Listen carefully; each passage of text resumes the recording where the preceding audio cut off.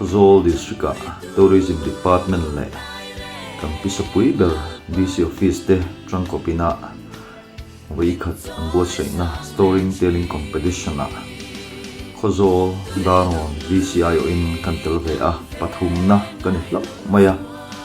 Sumilom na tan chuan along pui na dangdai tak mai kandonga Viral Cup Zawin kanina ngei mai minang zai saka kalom maya achunga long thu suinan le he hun thriat ringna tan hian he video hi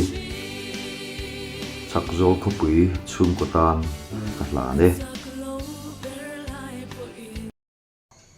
along pui nan pathian choi moi nan la kan sa anga tunge mo kani a misia kachung te po tunge ani lalpa dai kil karani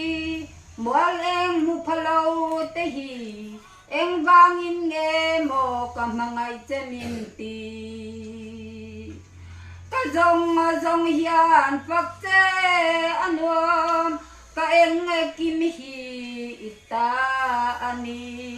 ka mangai che ka zong hian fakte ka nuam lalpa ka on ei zong hian fak zai sa se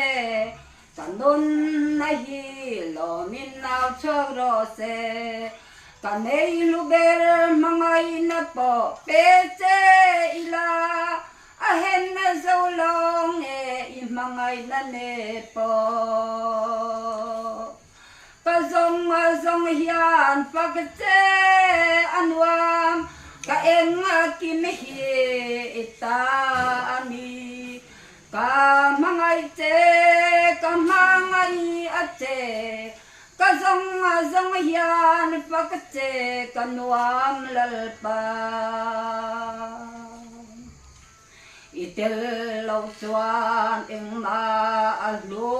zolo i om chuan ka tan nei van chang thin ka thak le ber ini ka lung lom na ini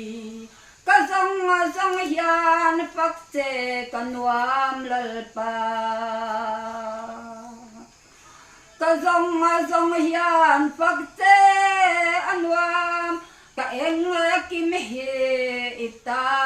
ani ka mangai ache